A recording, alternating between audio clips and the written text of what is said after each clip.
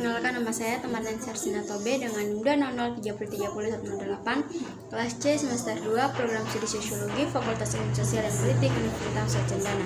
Di sini saya akan presentasikan hasil kerja UAS saya. Video ini saya buat untuk melengkapi ujian akhir saya. Teori Sosiologi Klasik dengan judul menjelaskan 4 tokoh dalam teori Sosiologi Klasik. Yang pertama, Auguste Comte. Comte dinobatkan sebagai bapak sosiologi, berkat teori dan pengetahuannya. Sosiologi bisa menjadi ilmu yang lepas dari ilmu filsafat. Dilansir dari Wikipedia, Auguste Comte lahir pada 19 Januari 1798 di Prancis dan meninggal dunia pada 5 September 1857 di Paris. Ia dinobatkan sebagai bapak sosiologi dunia karena dari Comte kata-kata sosiologi pertama kali digunakan. Ayah Comte, Louis Comte, merupakan seorang pejabat pajak dan ibunya Rosalie Boyer merupakan seorang yang sangat taat agama. Comte termasuk seorang yang dewasa sebelum waktunya.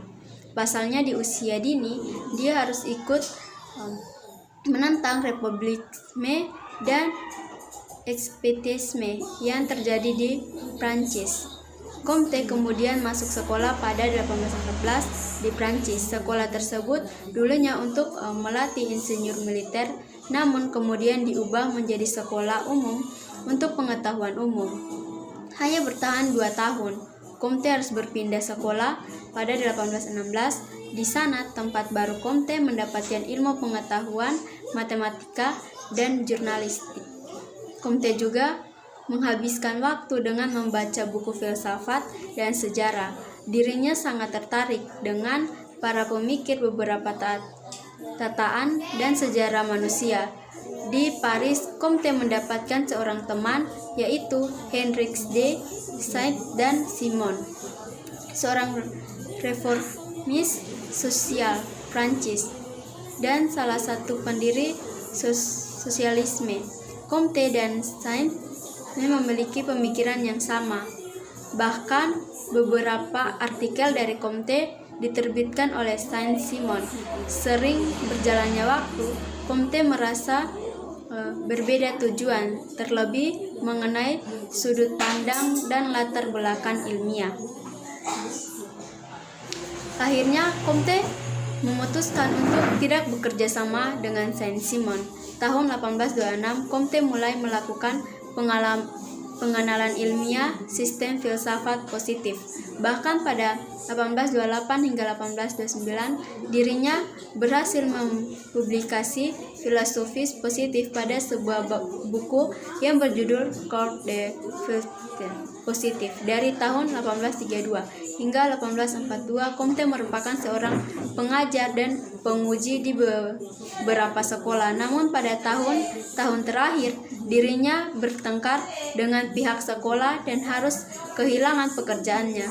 Comte menikahi Charlene Massen pada 1825, namun pernikahan itu kandas di tahun 1842. Kehidupan Comte kemudian didukung penuh oleh murid-muridnya di Prancis.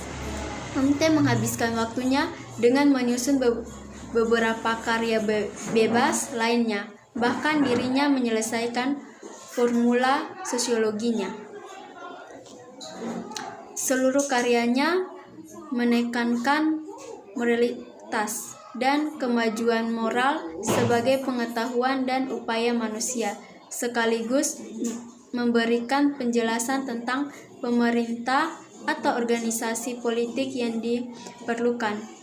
Tulisannya kemudian diteliti dan disebarkan secara luas di seluruh Eropa.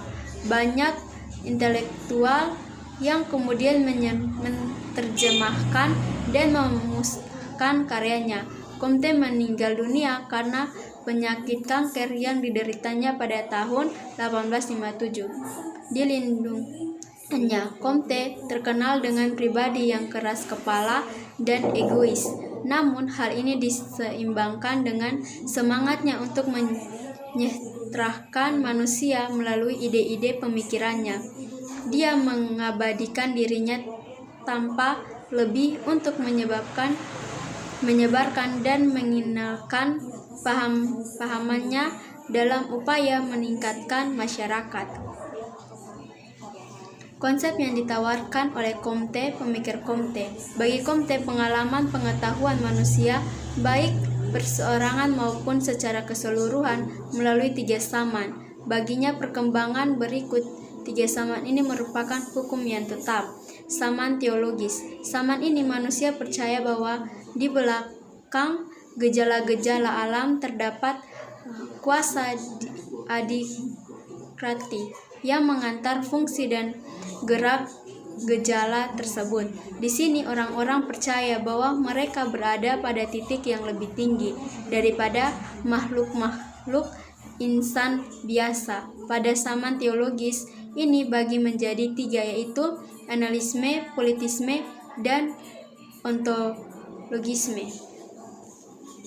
Yang kedua, zaman metafisik.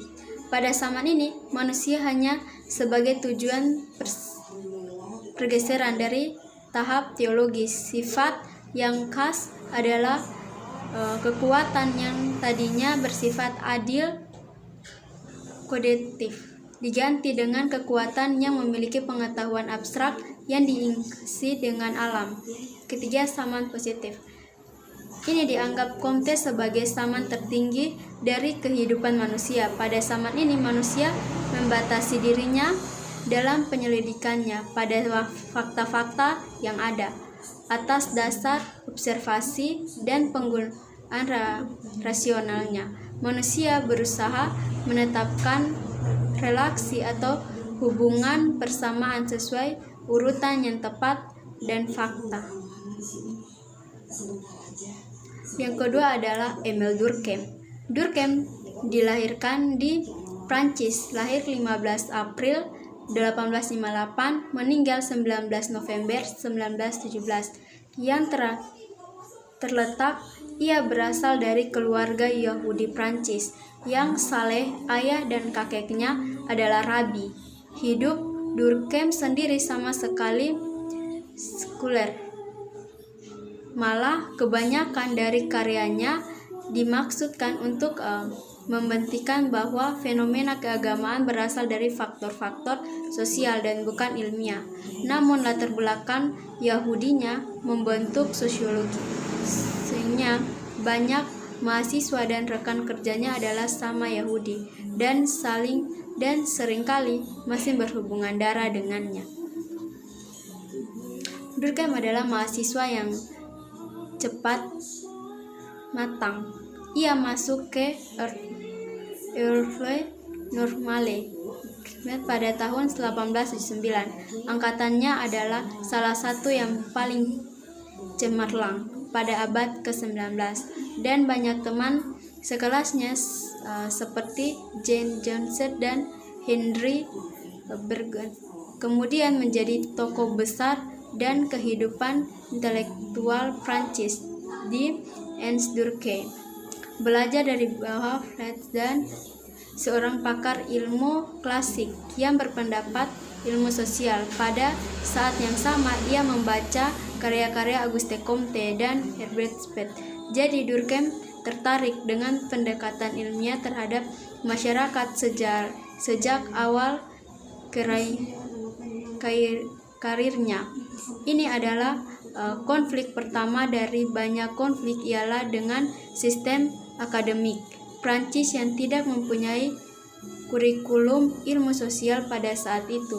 Durkheim merasa ilmu-ilmu kemanusiaan tidak menarik. Lalu ia lulus dengan peringkat kedua terakhir dalam angkatannya ketika ia menempuh ujian syarat untuk posisi mengajar dan pengajaran umum dalam ilmu filsafat pada tahun 1882. Minat Durkheim adalah fenomena sosial, juga didorong oleh politik kekalahan Prancis dalam Perang Prancis-Prusia telah memberikan pukulan terhadap pemikiran Republik yang banyak orang menganggap pendekatan Katolik dan sangat nasionalistik sebagai jalan satu-satunya untuk menghindarkan kembali kekuasaan Prancis yang memudar di daerah Eropa. Durkheim seorang Yahudi dan sosialis beberapa dalam posisi minoritas secara politik.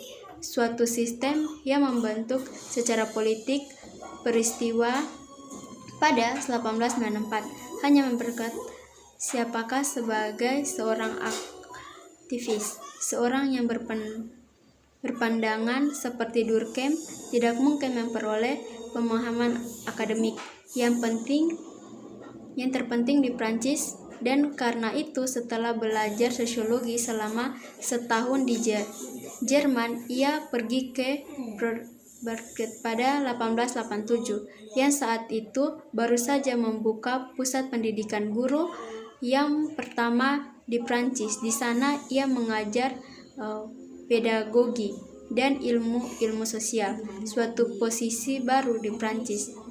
Dari posisi ini, Durkheim memperbarui sistem sekolah Prancis dan memperkenalkan studi ilmu sosial dalam kurikulumnya. Kemudian kecenderungan untuk mendesak moralitas dan agama ke dalam faktor sosial semata-mata membuat ia banyak kritik.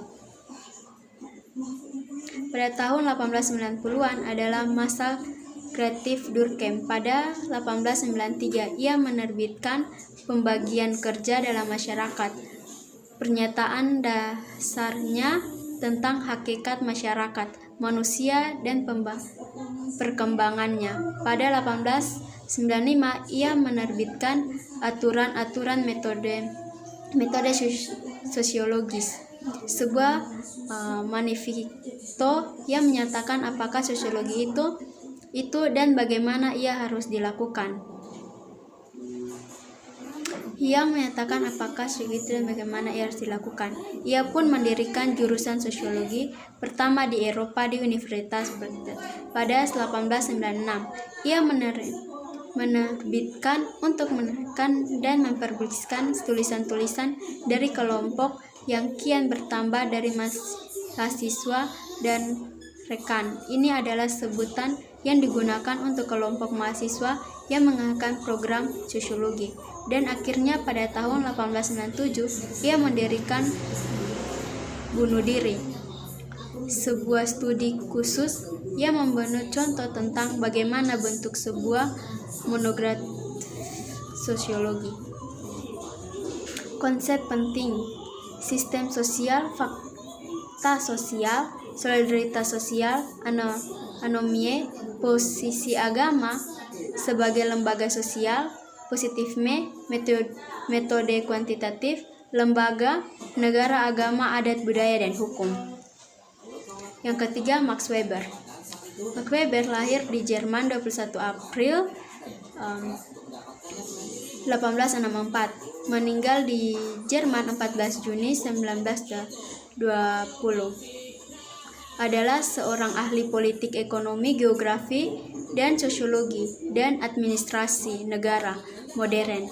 Karya utamanya berhubungan dengan tradisionalisme dalam sosiologi, agama, dan pemerintahan. Meski ia sering pula menulis di bidang ekonomi, karyanya yang penting populer adalah esai yang berjudul Etika Produktif dan Semangat Kapitalisme yang mengawali pengetahuannya tentang sosiologi agama.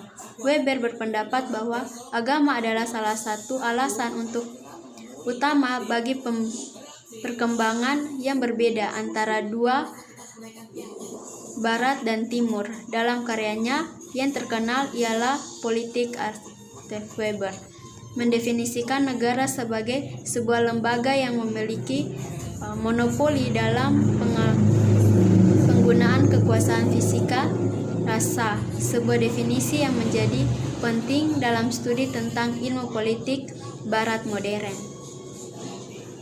Karya Weber dalam sosiologi agama bermula dari esai Etika Produktif dan Semangat Kapitalisme dan berlanjut dengan analisis agama Tiongkok, kognitif dan Taoisme, sosiologi Hindu dan budaya, dan Yahudisme kuno. Karya tentang agama-agama lain terhenti setelah kematian secara mendadak tahun 1920, sehingga ia tidak dapat melanjutkan penelitiannya tentang Yudaisme kuno dengan penelitian-penelitian tentang Mazmur, kitab Yahudi, Yakub Yahudi, Talmudi, Kriste awal, dan Islam. 3 tema utama dalam efek pemikiran agama dalam kegiatan ekonomi, hubungan antar aktivasi sosial dan pemikiran agama, dan pembedaan klasifikasi budaya Barat. Tujuan adalah untuk menguatkan alasan-alasan menganggap budaya Barat dan Timur berkembang mengikuti jalur yang berbeda. Dalam analisis terhadap ditemukannya, Weber berpendapat bahwa pemikiran agama Protestan dan lebih terutama luas lagi Kristen memiliki dampak besar dalam perkembangan sistem ekonomi Eropa dan Amerika Serikat, tetapi juga mencatat bahwa hal-hal tersebut bukan satu-satunya faktor dalam perkembangan tersebut. Faktor-faktor penting yang lain yang dicatat oleh Weber termaksud rasionalisme terhadap upaya ilmiah, mengembangkan pengetahuan dengan matematika, ilmu tentang pembelajaran, dan jurisprudensi sistematis terhadap administrasi, pemerintah, dan usaha ekonomi. Pada akhirnya, status tentang sosial agama menurut Weber semata-mata hanya meneliti satu fase implementasi dari bagi, yakni pembagian dunia pesona yang dianggap sebagai aspek pembeda yang penting dari budaya Barat. Konsep-konsep penting: sosial, ekonomi, kapitalisme, agama, politik, dan metode. 4. Karl Marx. Karl Marx lahir pada 5 Mei 1818, meninggal 14 Maret 1883 pada umurnya yang ke-64 tahun.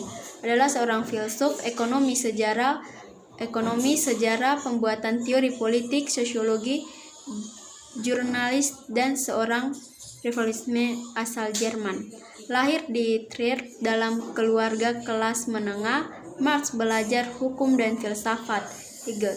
Karena publikasi politiknya, Marx menjadi tak bernegara dan tinggal dalam penghasan dan London, di mana ia tetap mengembangkan pemikiran dalam tulisan-tulisan, melakukan rilis, dan dalam ruang baca karya terkenal adalah pada tahun 1848 dan karya ketiga volume Ekonomi dan Politik pada masa perkuliahannya dengan namanya dipakai sebagai adjektif pengucapan dan aliran teori sosial.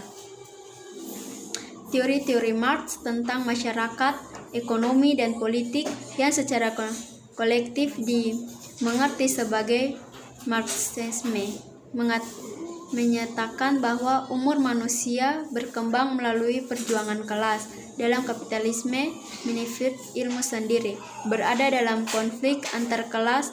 Pengetahuan dikenal sebagai bourgeois yang mengendalikan alat produksi, dan kelas buruh dikenal sebagai proletariat yang mendapat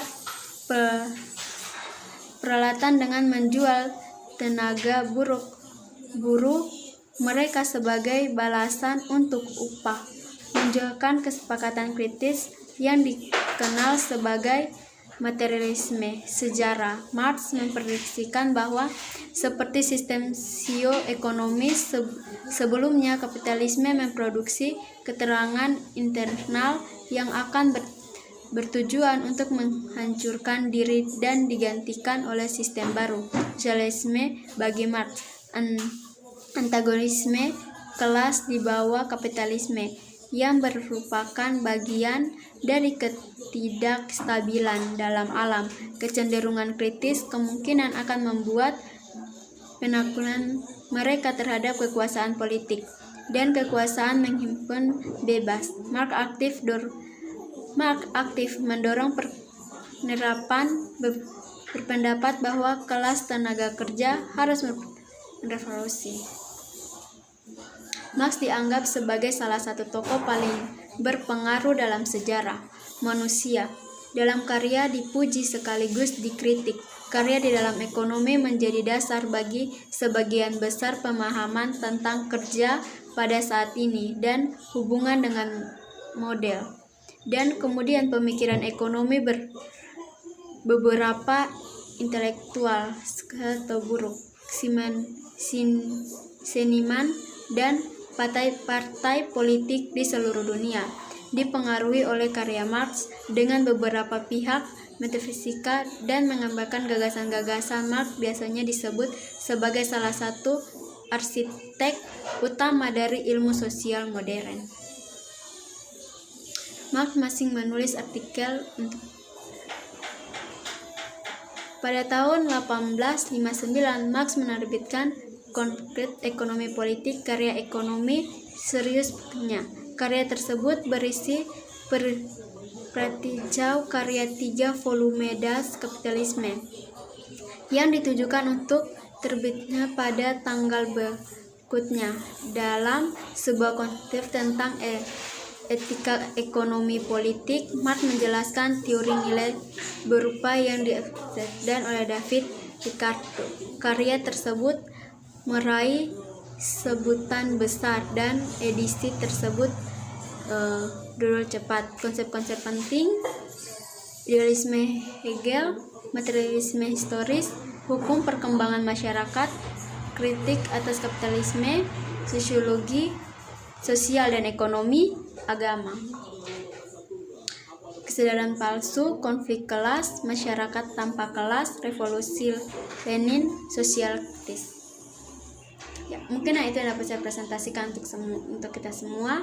Sekian dan terima kasih. Jangan lupa like, comment, and subscribe. Bye-bye.